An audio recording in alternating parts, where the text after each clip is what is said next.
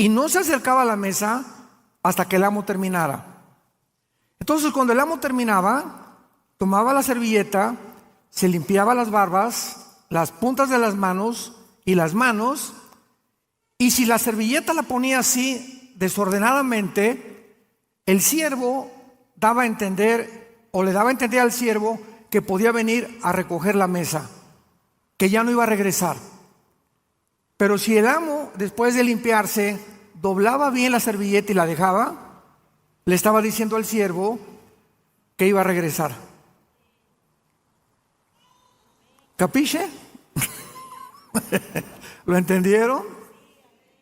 Al dejar Jesús doblada su ropa de su cabeza, nos envió un mensaje: voy a regresar por ustedes. Esos detalles insignificantes que encontramos en la Biblia nos muestran, ¿verdad?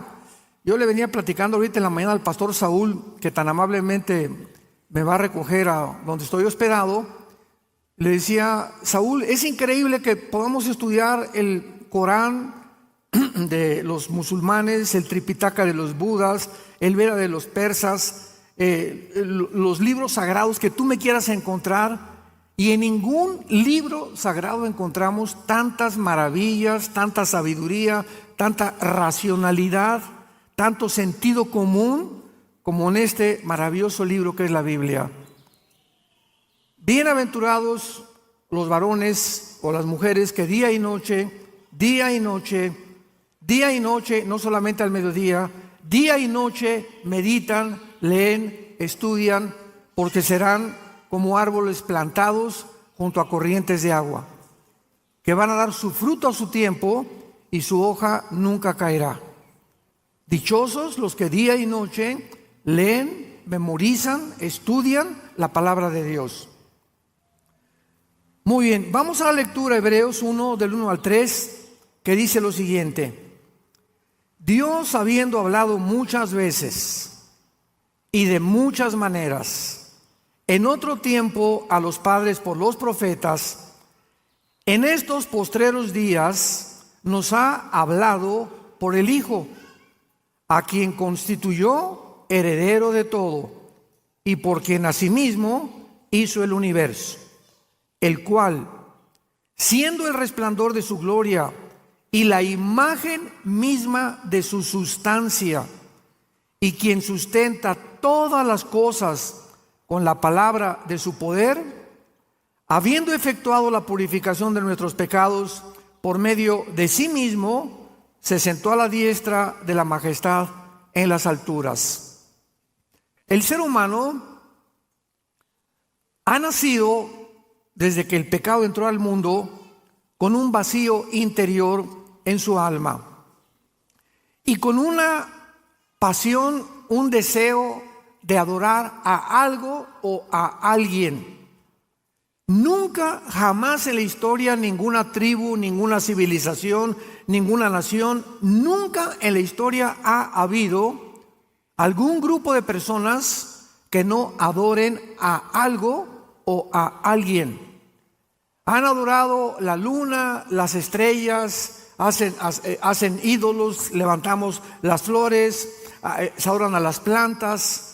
Los primeros pobladores de Estados Unidos, Norteamérica, los Cheyennes, los Cherokees, los Sioux, adoraban los espíritus que decían que estaban en los árboles, etcétera, etcétera, porque algo nos muestra la necesidad de trascender y de encontrar a algo o a alguien que nos pueda responder o con quien nos podamos comunicar.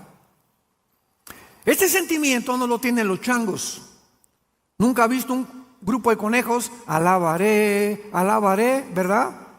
Los animales no tienen conciencia de un ser supremo. Esta es una de las características peculiares del ser humano. Pero la pregunta que vamos a contestar es: ¿de dónde vienen estos sentimientos internos y esta vaciedad que tenemos? Que podemos tener dinero, podemos tener poder, popularidad, publicidad, y sentirnos al mismo tiempo vacíos. El gran rey del rock and roll, Elvis Presley, en el siglo pasado, tenía 500 mujeres esperando en la esquina de su casa, 500 mujeres esperando que pudiera recibir a una por una cada semana para tener relaciones con él. Las defensas de sus Cadillacs eran de oro puro. Michael Jackson, cuando murió, el rey del pop, son dos reyes, uno del rock and roll y otro del pop. No se sabía si era hombre o era mujer. Nació negrito, no le gustó, se quiso poner blanco, se puso sustancias que le cambiaron el color, tenía un odio tenía que salir con paraguas, cubierto, tenía un miedo a morir de algún microbio, alguna bacteria, alguna infección. Elvis Presley murió drogadicto a los menos de 45 años de edad. Sus últimos conciertos en Las Vegas ya no podía ni siquiera hablar ni pronunciar, se le olvidaba la letra de las canciones. Michael Jackson murió en una desesperación total y después se descubre que era un pederasta, que violaba a los niños, que invitaba a su granja, que tenía tipo Disneylandia, propiedad de él, y los violaba, niños menores de 10 años de edad. Entonces vemos que detrás de todos los personajes políticos, deportistas, cantantes, que se supone que son los representantes del éxito y de la fama, mueren peor que los animales. Nunca encontraron la respuesta a esa vaciedad. Elvis Presley la buscó en las mujeres, en la fama, Michael Jackson en los niños. Imaginémonos, qué manera más desperdiciada de vivir, ¿verdad? Y en Eclesiastés 3:11, el rey Salomón nos da la respuesta. Dios hizo todas las cosas buenas en su tiempo. Eclesiastés 3:11. Y Dios puso la eternidad en el corazón humano, sin que el hombre entienda las cosas que Dios ha hecho. Entonces, desde que nacemos los seres humanos, llámense chichimecas, tlaxcaltecas, olmecas, sioux, cheroques, aucas del Ecuador, lacandones o en el Brasil o lo que sea, no importa a través del mundo el tipo de ser humano, todos nacemos con la eternidad. ¿Qué significa esto? Que sabemos que de alguna manera la vida no lo es todo. Y por eso los aztecas le sacaban el corazón y lo ofrecían ¿a quién? A los dioses, para calmar su ira. Los tribus en Estados Unidos, los Cherokee, los Sioux, los Cheyennes, creían, ¿verdad? Y los ponían y quemaban a sus muertos sabiendo que su alma iba a subir a algún lado. Pero hay siempre esta existencia, los budistas, los musulmanes, todos, ¿verdad? De alguna manera sabemos, los hindúes tienen a Vishnu, a Shiva, sus dioses, sabiendo que están fuera de nuestra naturaleza y de nuestra dimensión y que hay algo que tenemos que hacer para agradarlos. Sin embargo, no hay necesidad, dice la Biblia, gracias a Dios, que permanezcamos en tinieblas, damas y caballeros, tratando de buscar a Dios de diversas formas. ¿Por qué? Porque Dios se ha revelado. Dios se ha revelado de diferentes maneras. Número uno, los que lo quieran apuntar, a través de la naturaleza. Dice en Romanos capítulo 1, versículos del 19 al 20, porque lo que de Dios se conoce, les es manifiesto, pues Dios se lo manifestó. Porque las cosas invisibles de Él, su eterno poder y deidad, se hacen claramente visibles desde la creación del mundo, siendo entendidas por medio de las cosas hechas, de manera que no tienen excusa. ¿Qué está diciendo el apóstol Pablo? Si yo veo una pintura, hay un pintor. Si veo un edificio, hay un arquitecto. Si veo un reloj, hay un relojero. Si veo un teclado, hay alguien que diseñó eso. Detrás de todo tiene que haber una causa. Es una ley inexorable dentro de la física y las matemáticas. todo efecto tiene que tener una causa. ¿Por qué existo? Tiene que haber una causa por lo cual existo. Sócrates dijo, el filósofo, pienso, luego existo. Existo, luego vivo. Si vivo, tiene que haber una causa. Yo no me causé nacer y ser formado de una forma extraordinaria en el vientre de mi madre. Y si una causa hay detrás de mí, tiene que ser alguien que me creó. Y unos le llaman el poder, los dioses, la luna, el sol, etcétera, etcétera. Pero todo nos lleva a buscar que hay algo o alguien detrás de todo lo que existe. Hace muchos años, un físico matemático llamado Blaise Pascal, cristiano, escribió tratados sobre el libro del Apocalipsis, etcétera, etcétera. Tenía amigos ateos, y los ateos, ustedes saben que, no, les dices, ve el orden del universo y el diseño de Dios a nuestro alrededor.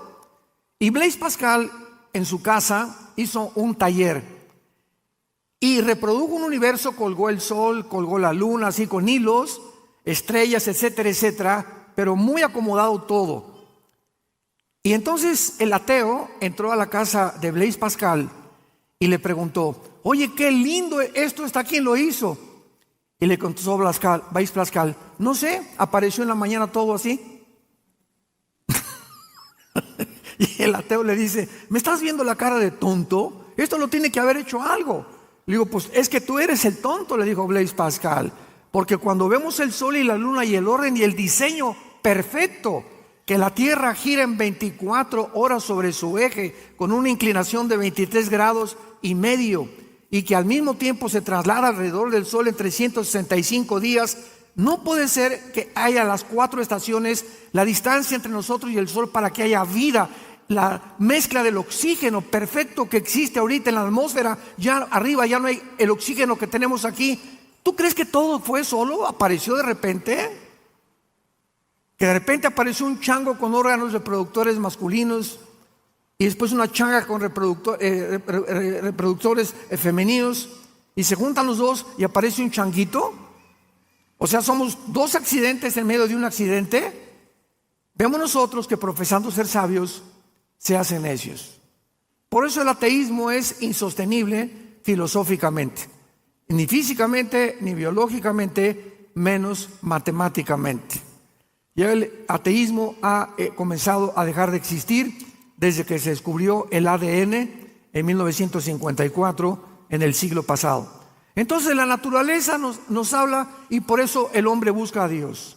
Los antiguos, las tribus, las civilizaciones veían todo, veían las estrellas, adoraban y algo nos impulsaba a adorar el universo, porque tenemos la eternidad en el corazón. En segundo lugar, Dios se ha dado a conocer a través de nuestra conciencia, de nuestra conciencia. ¿Qué es la conciencia? Con, dentro, ciencia, conocimiento. Conciencia, conocimiento interno. Es lo que significa conciencia.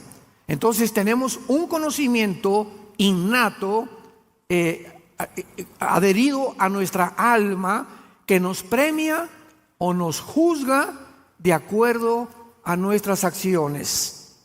La materia no lo pudo haber creado. Dile a tu maestro en la universidad, bueno, ¿qué explicación tiene usted de los ateos del universo? El Big Bang. ¿Qué es eso, maestro? Pues que hubo una explosión y se formó todo. Muy bien, vamos a seguir una línea de lógica elemental, querido maestro. Si hubo una explosión, ¿quién la produjo? ¿Chita? ¿Qué había detrás de la explosión? Porque todo efecto tiene una causa. Para que haya habido una explosión, algo la causó. Y la materia no existía. Número 1. Número 2, maestro. La materia no piensa. Ok, vino una explosión, se formó todo, pero ¿quién formó el cerebro? El pensamiento, la conciencia. ¿Quién puso dentro del ser humano este sentimiento de la eternidad. La materia, las piedras no ponen, ni tampoco pueden hablar, ni pueden comunicar lo que nosotros hacemos. Entonces nos damos cuenta que cuando nosotros hacemos algo bueno, nos sentimos bien. Un ejemplo es el mismo Al Capone, el gran gángster del siglo XX, 1920-1930, que gobernó Chicago. Era el rey de la mafia, Al Capone. ¿Saben lo que hacía Al Capone? Para tranquilizar su conciencia, en diciembre se disfrazaba de Santa Claus. Y se ponía, nadie sabía que era Al Capone, y se ponía afuera de escuelas a repartir dulces a los niños. Y al llegar a su casa, pues se persinaba, hice una obra buena por lo menos, ya me perdonas, ¿verdad, Diosito? Y al otro día agarraba la ametralladora y mataba a 500 personas. De alguna forma, buscamos la forma de apagar la voz interior de la conciencia que nos atormenta. Cuando tú haces algo malo, te quita el sueño, no puedes dormir, sientes que tienes que pedir perdón. Si es que no has endurecido tu conciencia, porque la Biblia dice, el apóstol Pedro dice que se puede cauterizar la conciencia. O sea, ¿qué significa esto? La palabra cauterizar. Si yo agarro un hacha o un martillo y lo estoy constantemente usando, se van a desarrollar callos en la mano. Los callos es una acumulación de pellejo, y si yo agarro una aguja y atravieso el callo, no siento. ¿Por qué? Porque el callo no tiene terminaciones nerviosas. Entonces no siento atravesando el callo con una aguja. Al corazón le pasa lo mismo. Cuando tú no confiesas tu pecado y cuando tú repites tu pecado, llegas el momento en que te endureces, rechazas a Dios y no quiero oírlo y no es cierto. Y llega un momento en que te endureces en tu corazón, tu conciencia, y cuando ya oyes la palabra, ya no sientes nada, ya no tienes nada para arrepentirte, porque has cruzado la línea de la blasfemia contra la gracia de Dios. Y ahí es cuando Dios te dice, ¿sabes qué, Pancho? No me vuelvo a meter con tu vida. ¿Sabes qué, Carmelita? No me vuelvo a meter con tu vida. Haz lo que te dé la gana. Nos vemos en el día del juicio. Y en tercer lugar, Dios ha dado a conocer a través de la Biblia. En Isaías capítulo 44, Isaías 44, bienaventurados los que trajeron su Biblia, se irán en el rapto. Qué tristeza que haya cristianos que vengan el domingo sin Biblia. Eso ya es el colmo de los colmos.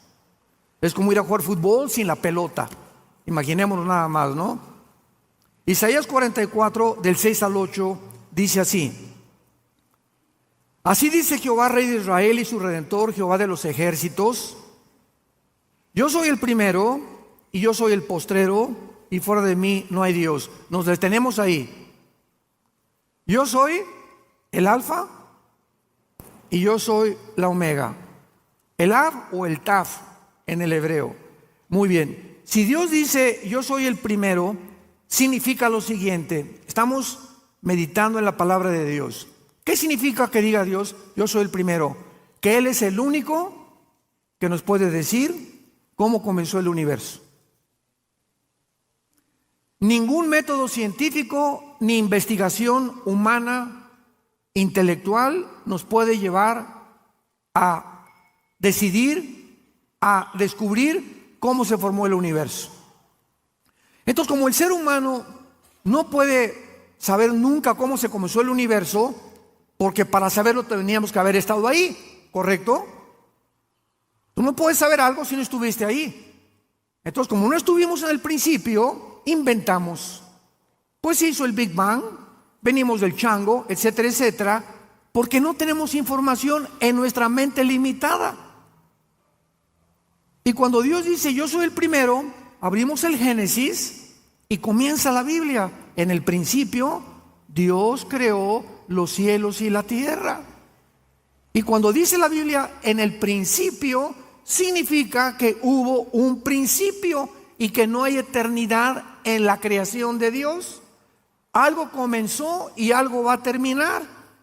Y si hay esto, significa que las leyes de la termodinámica, la primera y la segunda ley de la termodinámica, corroboran que realmente todo está en descomposición. El sol pierde millones de toneladas más a todos los días, la madera se echa a perder, estamos muriendo celularmente todos los seres humanos, todo hay que volverlo a pintar, todo el coche lo tienes que estar renovando en su aceite, cambiándole las piezas. Todo está bajo una ley que se llama en la física la ley de la entropía, que corrobora la segunda ley de la termodinámica, tal como la Biblia lo dice. En el principio Dios creó los cielos y la tierra, la materia, el espacio y el tiempo. En un versículo se encuentra lo que los físicos descubren hasta Galileo Galilei, y hasta que Blaise Pascal, y hasta que todos los grandes científicos, Pasteur, Einstein, y la Biblia tenía razón. Entonces, Dios es el primero. ¿Quieres saber cómo comenzó todo? ¿Quieres saber quién eres tú? ¿Quién nos creó? ¿Para qué fuimos creados? ¿Cuál es mi propósito y mi sentido en la vida? ¿Hacer dinero? ¿Llegar a ser famoso? ¿Que me aplaudan? ¿Que me reconozcan?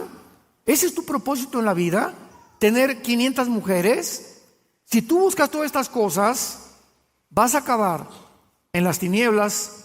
Naciste en tinieblas, vives en tinieblas y morirás en tinieblas, sin haber descubierto nunca en tu vida la razón de tu existencia. Entonces, dice la Biblia, si Dios es el primero, Él tiene las respuestas. Ahora bien, si Él es el primero, Él es el último, ¿correcto? ¿Dónde nos encontramos? En medio. Si Él es el primero y Él es el último, no hemos llegado al final. Ahora, si estamos en medio y volteamos hacia atrás y vemos que desde el principio hasta nuestros días las profecías bíblicas se han cumplido al pie de la letra, significa que las que faltan por cumplirse hasta el final se cumplirán de la misma manera. Y eso nos llena de paz, de seguridad, que estamos firmes en la palabra y en los brazos del Señor Jesucristo. Y que nadie nos separará jamás de su amor. Yo soy el primero y yo soy el postrero, dice el Señor. Ahora pongan mucha atención. Versículo 7. Vean el desafío que lanza Dios al mundo. Dice Dios: ¿quién proclamará el futuro o lo venidero? Lo declarará y lo pondrá en orden delante de mí, como hago yo desde que establecí el pueblo antiguo. Dice Dios: tráiganme a Jim Dixon, tráiganme a Walter Mercado, tráiganme a todos los que se dicen adivinos o disque profetas. A ver, vengan para acá. Díganme y háganme una cronología de toda la historia. No, pues es que Nostradamus hizo profecías que se cumplieron el 20% y el 80% nunca se cumplieron.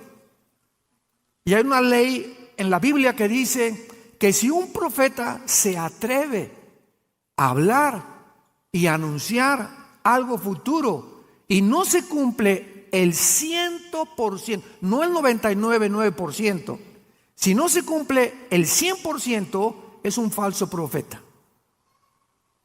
Jim Dixon, 2 semanas antes que mataran al presidente Kennedy, una mujer fue al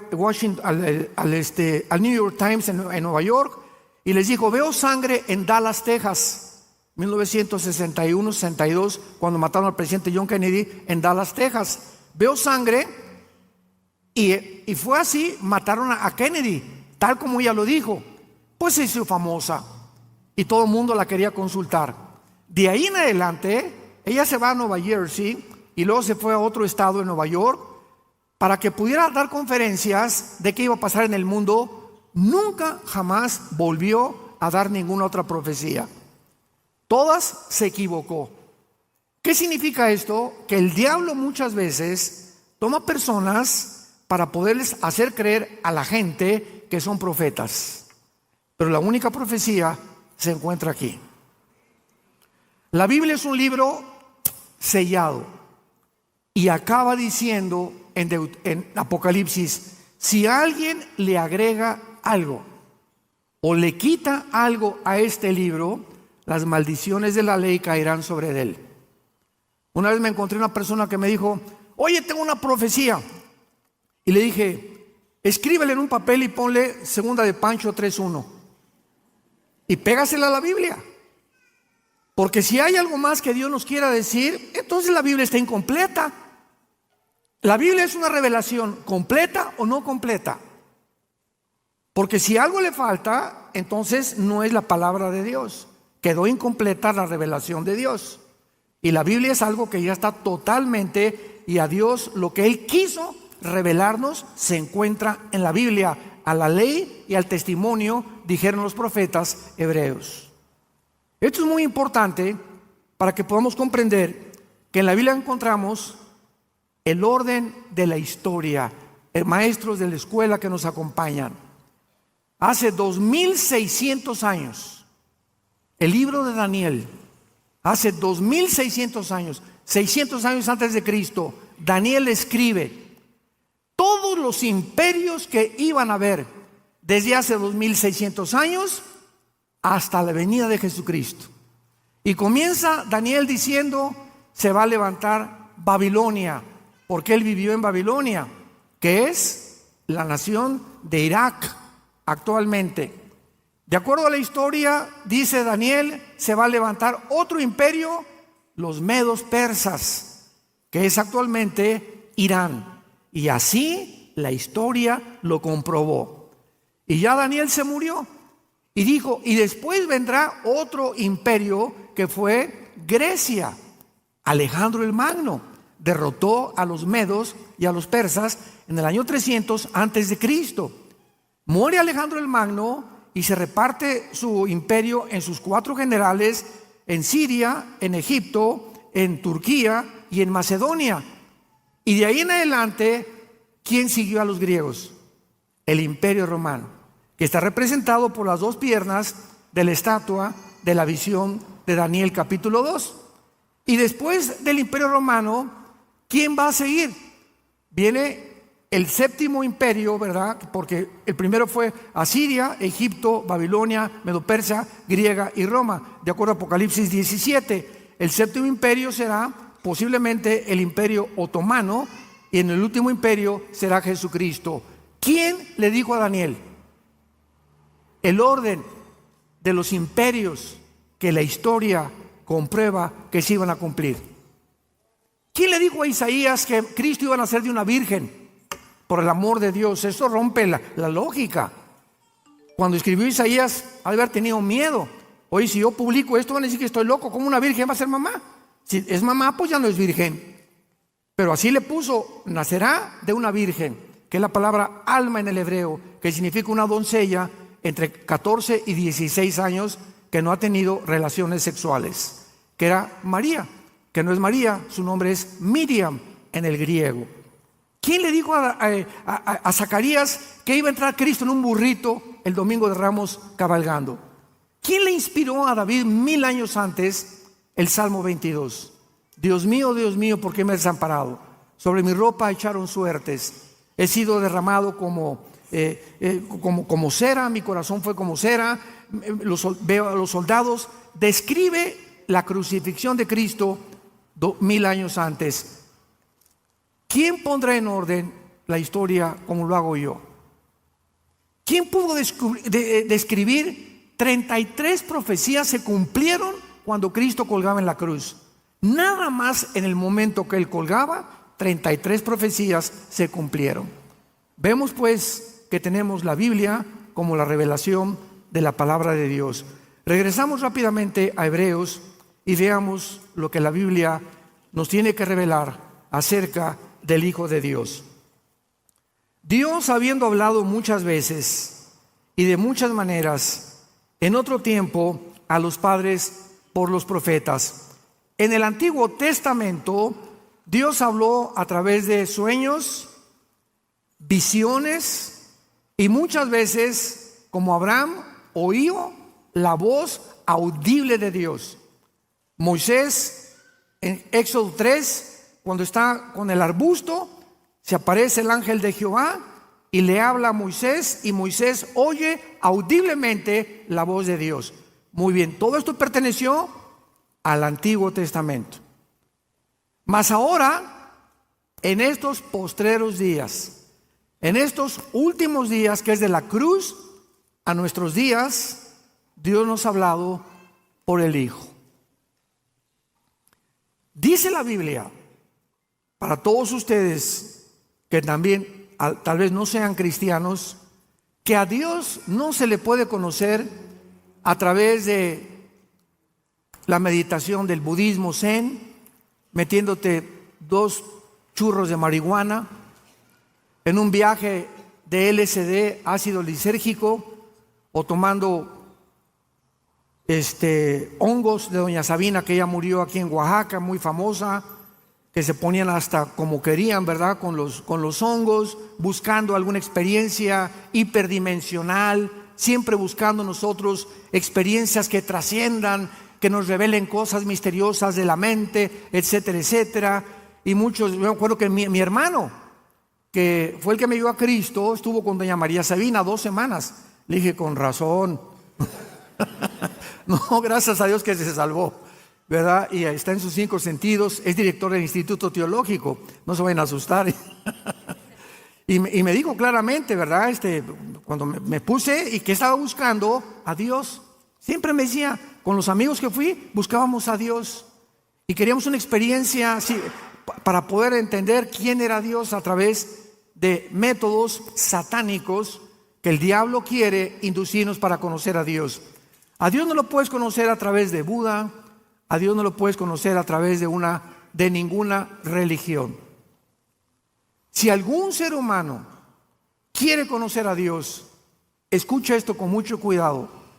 Antes de conocer al Padre, necesitas conocer al Hijo. Primero tienes que encontrarte con Jesucristo para que Jesucristo te presente a su papá.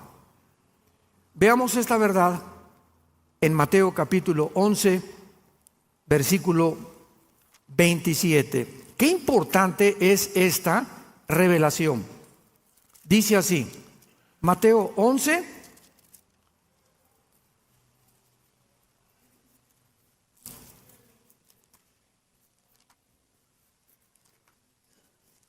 y dice así, Mateo 11, versículo 27. Todas las cosas, es Jesús hablando, con mucho cuidado lean esto, todas las cosas me fueron entregadas por mi Padre, y nadie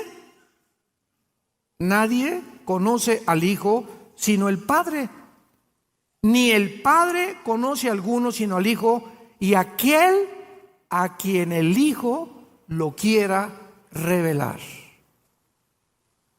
Cualquier ser humano que quiera buscar a Dios fuera de Jesús es un Dios falso. No es el Dios de la Biblia, creador de los cielos y de la tierra. No es el Padre de Jesucristo.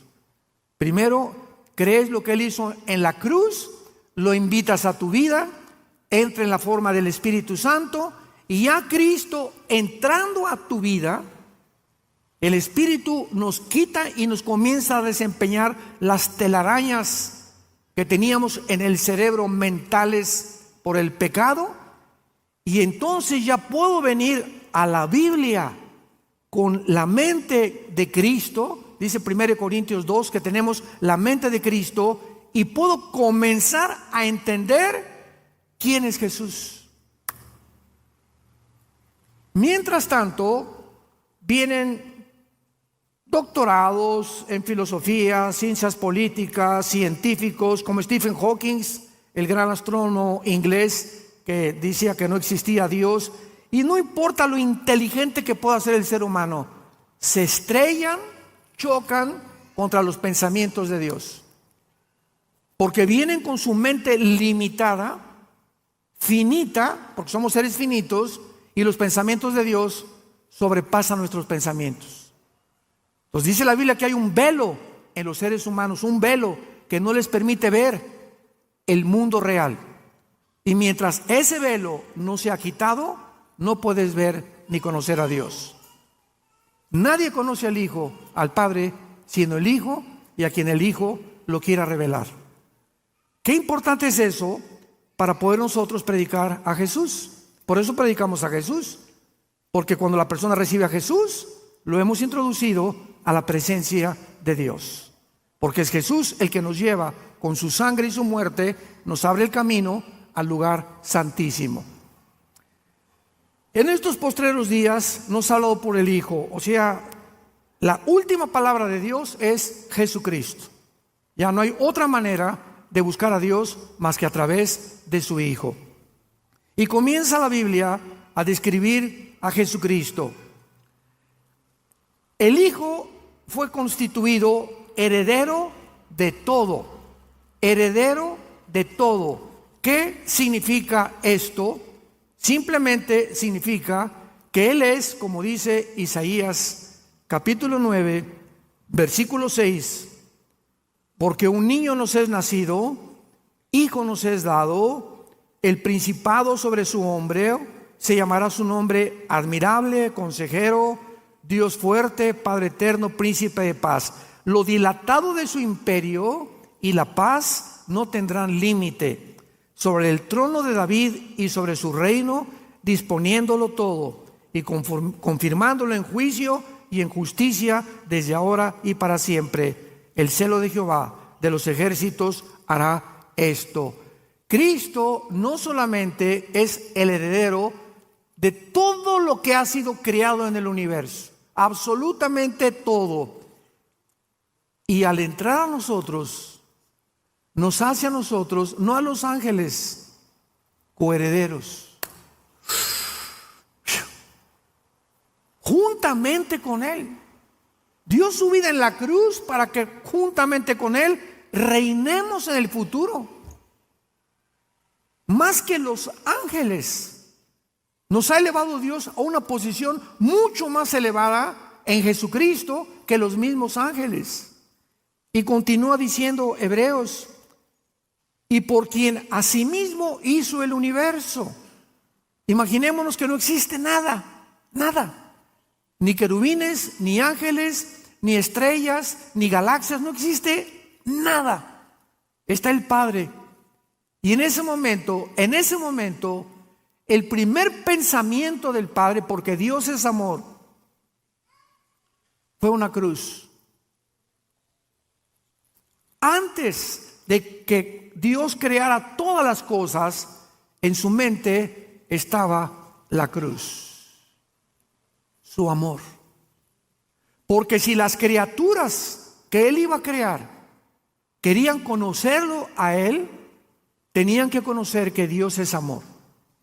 Pero Dios sabía por su preconocimiento que los ángeles se iban a rebelar, que los seres humanos se iban a rebelar, que Adán y Eva iban a comer del fruto prohibido. Dios sabía todo esto. Entonces, Dios tenía que crear seres que fueran libres para escoger adorarlo voluntariamente. Pero para que esto exista, tiene que haber la libertad. ¿Y qué es la libertad? Tiene que haber dos caminos, el bien y el mal.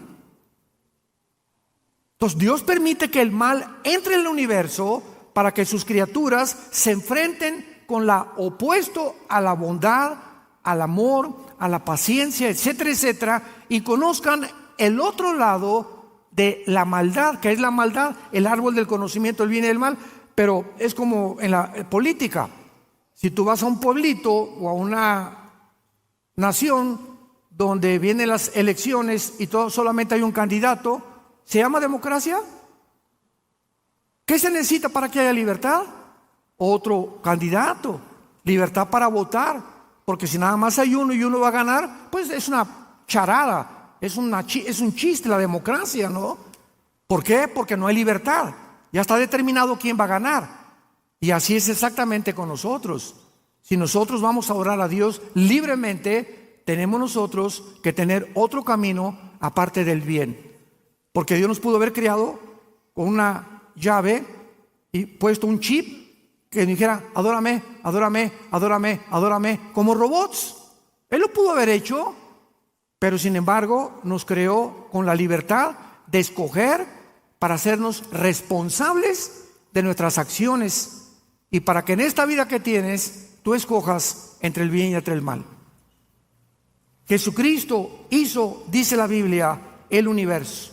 Él fue la razón de que existan las hormigas, los pájaros, la luna, Marte, el sol, las estrellas, las galaxias y todo lo que existe. Y ese creador por el cual todo fue hecho se mete a un esperma humano, al vientre de María. Y el Espíritu Santo fertiliza el óvulo de María con el cromosoma Y, porque el Mesías tenía que ser varón. Entonces, el Mesías tenía que traer el cromosoma Y, que es el que determina el género de nosotros los varones. Las mujeres no tienen el cromosoma Y como lo tenemos nosotros. Entonces Dios puso el cromosoma Y, fertiliza el óvulo y ahí estuvo escondido 9 meses. Y nació como un niño, como tú y como yo. El creador de los cielos y la tierra. Y cuando nació, traigan al ginecólogo, el anestesiólogo, el hospital de Los Ángeles, en México, el mejor hospital. Ha nacido el creador del universo. ¿Dónde pusieron a Jesús? Las vacas, los borregos, en un pesebre, porque todos los moteles y hoteles y las posadas estaban cerradas, porque era el tiempo de la Pascua, donde venían todos los extranjeros y cerraban todos los hoteles. No había lugar para que naciera el creador del universo.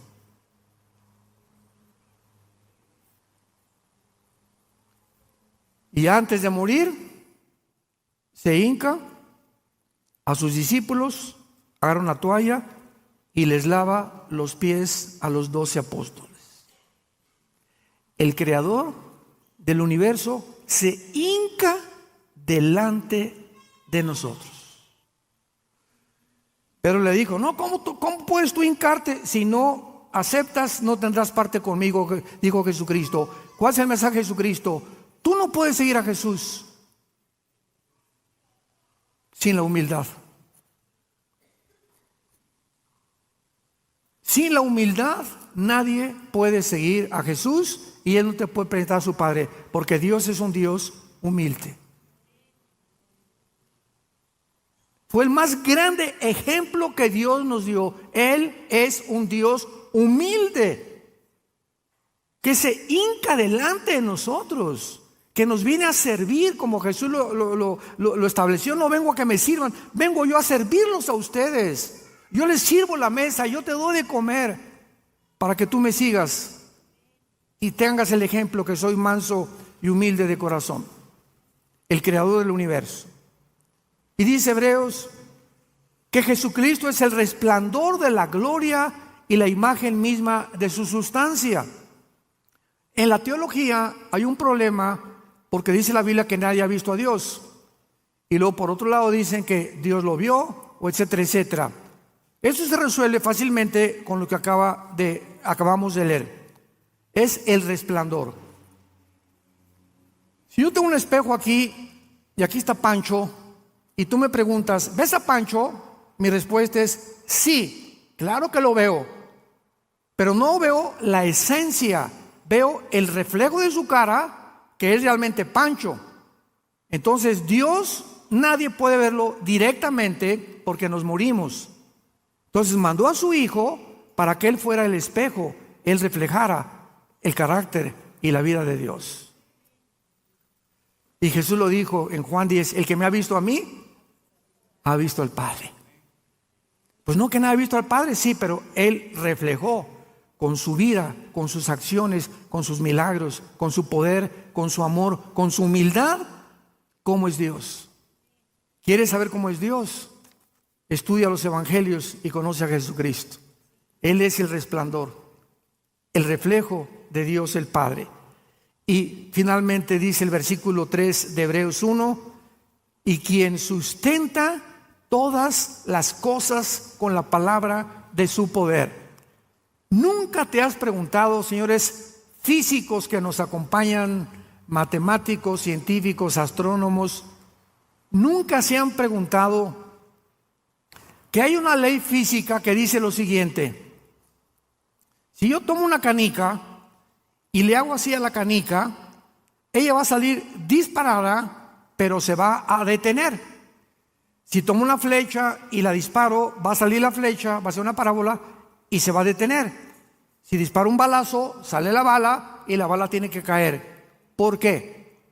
Porque de acuerdo a la ley física, la velocidad está relacionada con la fuerza que se le aplique. En otras palabras, la canica le hago así y le estoy aplicando una fuerza. ¿Qué fuerzas hay invisibles? Dígame usted, maestro. Físicas, que la física no tiene explicación. Jesucristo lo hace. Quien sustenta todas las cosas, los átomos, la fuerza, el magnetismo, la gravedad, todo lo hace el que murió en una cruz hace 2000 años. El que tienes colgado ahí arriba de tu cama y que ni siquiera has considerado hincarte para adorarlo, bendecirlo y hacerlo parte de tu vida. Él se llama Jesucristo, el Hijo de Dios, que es la última palabra que Dios nos ha dado y que en esta mañana quiere entrar a tu corazón si tú se lo abres y le permites, porque Él es un caballero. Él no te va a forzar a que tú le recibas. Tiene que ser tu voluntad la que tú reconozcas que sin Él nunca podrás alcanzar el propósito para lo cual fuimos creados. Oremos. Te damos gracias, Señor, por tu palabra. Bendito sea el Dios y Padre de Jesucristo, nuestro Señor, y de su Hijo, en quien están encerrados todos los tesoros de la sabiduría y del conocimiento. Y que nos has hecho renacer para una esperanza viva por medio de la resurrección de Jesucristo de entre los muertos. Te adoramos, Señor, te bendecimos. Te damos las gracias por tan grande salvación. En esta mañana Dios te habla y te dice: te amo. Vine al mundo hace 2000 años, físicamente, visiblemente.